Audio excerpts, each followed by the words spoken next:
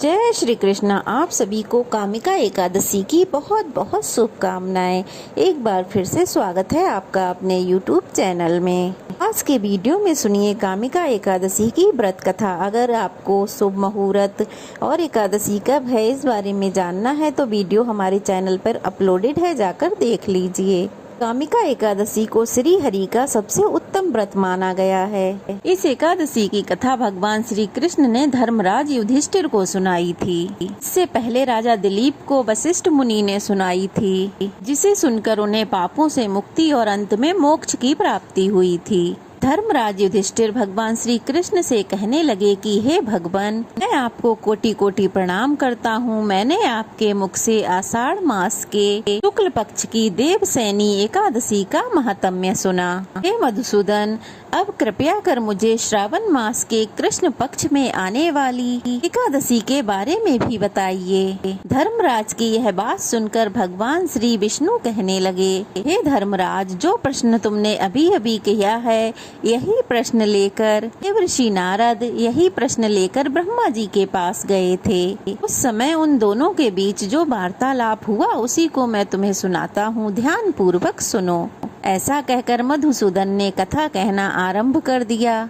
भगवान श्री कृष्ण कहने लगे कि हे धर्मराज, एक समय की बात है जब इस चराचर जगत में भ्रमण करते हुए भगवान श्री हरि के भक्त देवर्षि नारद अपने पिता श्री ब्रह्मा जी के पास पहुँचे। वहाँ पहुँचकर वे कहने लगे, हे कमलासन, हे परमपिता, पवित्र श्रावण मास के कृष्ण पक्ष में कौन सी एकादशी आती है? उसकी पूजा विधि क्या है? इस दिन किसकी आराधना करनी चाहिए और इस व्रत से क्या लाभ होता है? कृपया मुझे बताइए। नारद मुनि की बातों को सुनकर श्री ब्रह्मा जी कहने लगे, हे नारद, लोक कल्याण के लिए जो तुमने मुझसे प्रश्न पूछा है अब उसका उत्तर भी सुनो। श्रावण मास के कृष्ण पक्ष में आने वाली परम कल्याणी एकादशी को कामिका एकादशी कहा जाता है और यह एकादशी इतनी पावन, इतनी पवित्र होती है कि उसके स्मरण मात्र से ही वेदों में वर्णित वाजपेयी यज्ञ करने का फल प्राप्त हो जाता है। जो मनुष्य इस दिन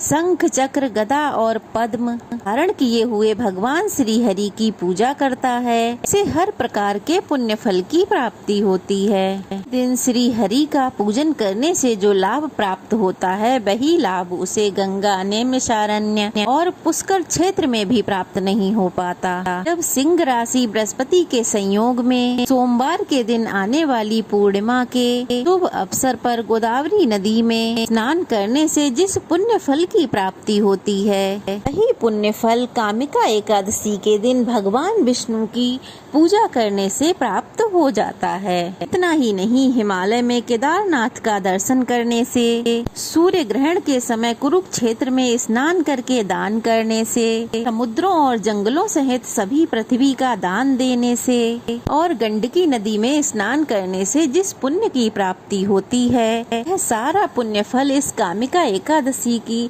श्रद्धा और भक्ति से पूजा करने से प्राप्त हो जाता है। जो व्यक्ति इस मंगलमय एकादशी का पालन करता है उसकी पूजा स्वयं देवता, गंधर्व और नागलोक के वासी किया करते हैं। ब्रह्मा जी ने इस एकादशी की महिमा का गुणगान करते हुए आगे कहा, देव ऋषि स्वयं भगवान श्री हरि ने मुझे बताया है जो भी मनुष्य इस कामिका एकादशी के दिन व्रत और उपवास का पालन करेगा उसे सारे आध्यात्मिक ग्रंथों के अध्ययन से भी ज्यादा फल प्राप्त हो जाता है। तो मनुष्य संपूर्ण निष्ठा और नियमों के साथ इस एकादशी का पालन करता है और रात के समय भजन कीर्तन करके भगवान में ध्यान लगाता है उसे यमदूतों के दर्शन कभी नहीं करने पड़ते।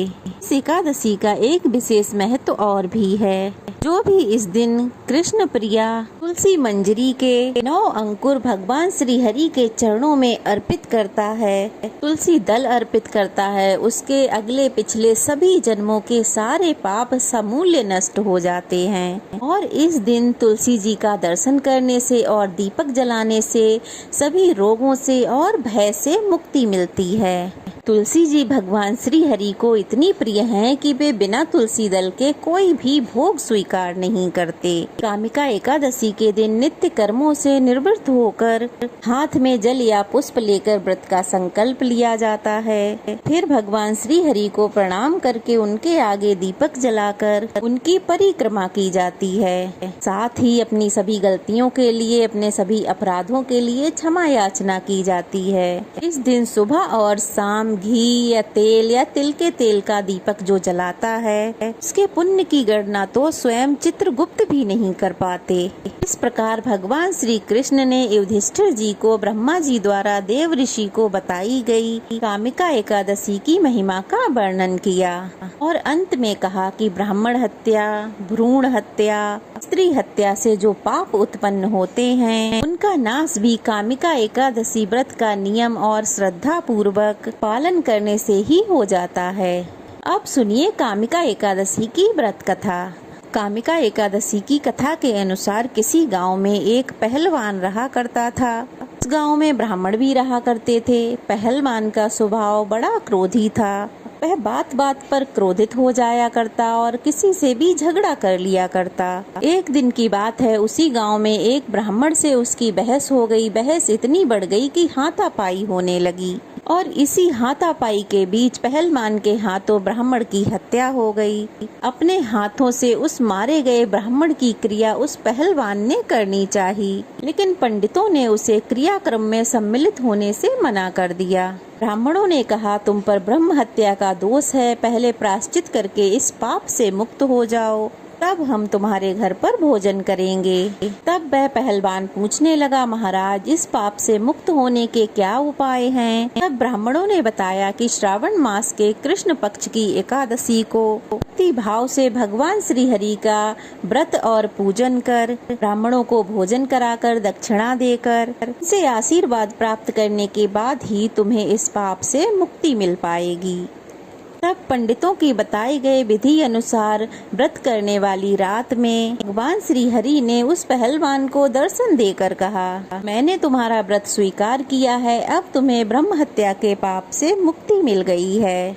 इस व्रत को करने से ब्रह्म हत्या, भ्रूण हत्या आदि सभी पापों का नाश हो जाता है और ऐसा व्यक्ति इस लोक में सभी सुखों को भोग कर अंत में विष्णु धाम को जाता है। इस कामिका एकादशी के महात्म्य को जो भी भक्त सच्चे मन से पढ़ता है अथवा सुनता है या फिर दूसरों को सुनाता है, उस मनुष्य को भी अंत में स्वर्ग लोक की प्राप्ति होती है। यह थी कामिका एकादशी की व्रत कथा। कैसी लगी कमेंट बॉक्स में जरूर बताइएगा। अच्छी लगी हो तो वीडियो को लाइक कीजिए, शेयर कीजिए और अच्छे कमेंट कीजिए। नए हैं तो प्लीज जल्दी से चैनल को सब्सक्राइब कर दीजिए। तो चलिए फिर मिलते हैं, तब तक के लिए जय श्री कृष्णा।